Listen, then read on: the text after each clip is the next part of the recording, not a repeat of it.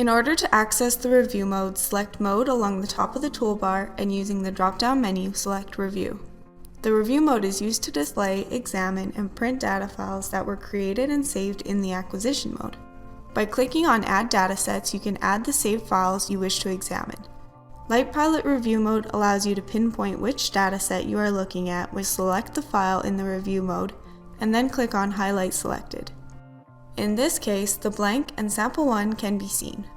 In order to remove a dataset, select the file in the review mode and then click on Remove Data. As you can see, we have removed the blank and now we can only see sample 1. To view the report, select View, hover over the graph type, and select Report.